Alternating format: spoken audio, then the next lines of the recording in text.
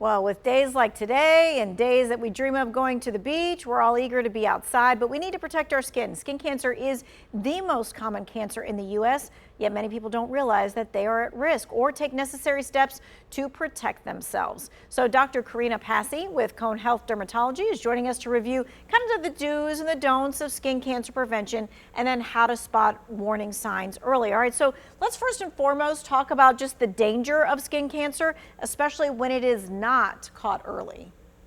Yes, well, thank you so much for having me. I'm joining you from Cone Health Dermatology.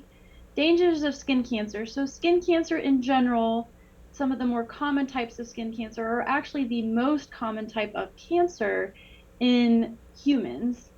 There are different types of skin cancers, and the severity of them is going to depend on the type. So, in general, we have two categories: the non-melanoma skin cancers, those are going to be your basal cell carcinomas and your squamous cell carcinomas.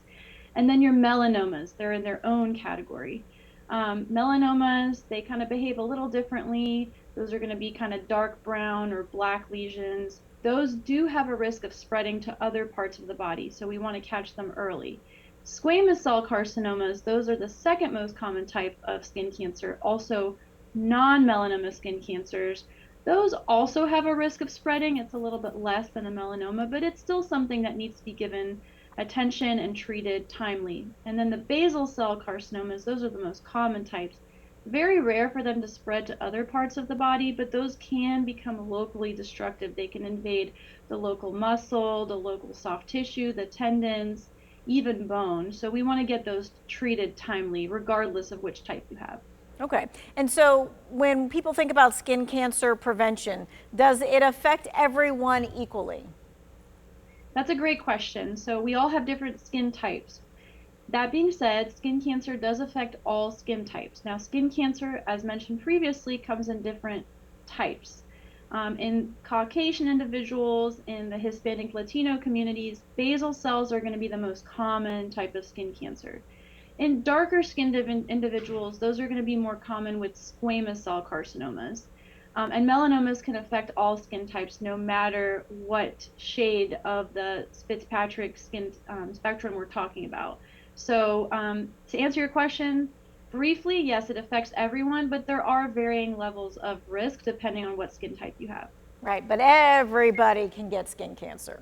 That's right. Okay, if you've got skin, you can get skin cancer. All right, so sunscreen, we know that that is a must. What should we be looking for on the label of our sunscreen?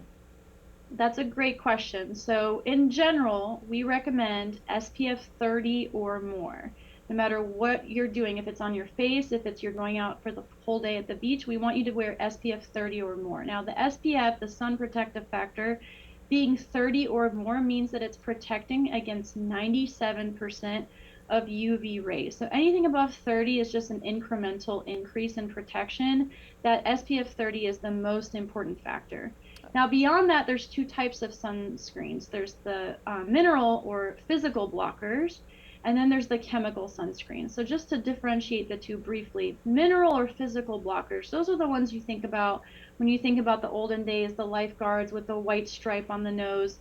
Those are made with a physical blocker, usually comes in one of two forms, either zinc oxide or titanium dioxide. So if you were to look at the back of your sunscreen, you would see those ingredients on there. Those are a little less elegant, but they actually physically reflect the light off your skin.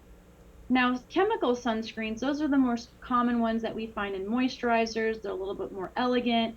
Those are going to absorb the UV light instead of blocking and reflecting it. Those can be made into very elegant products.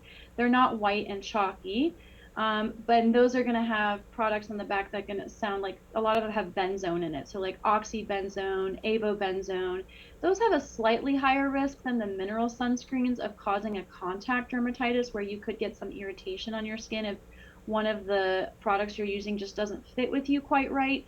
But in general, both types of sunscreens are going to provide adequate sun protection as long as we're going with the SPF 30 protection factor. Okay, so 30 is the most important. How about putting it on? Yes, yes. So on the face, we recommend no matter your skin type daily with a moisturizer SPF 30 or more. So that's your daily application. And then if you're going to be outside for the day or a half day, going to the pool, going to the beach, at that point, SPF 30 or more, but really you need to be reapplying every 2 hours. So even if you have SPF 100, you need to be reapplying every 2 hours because at that point you're sweating, there's a lot, it's doing a lot of work and it's getting used up. And so you want to be reapplying, making sure you're staying protected the whole time that you're outside. All right, now some people may say, well, I have a good base tan or I have darker skin, I don't need sunscreen. And you say what to that? I say false.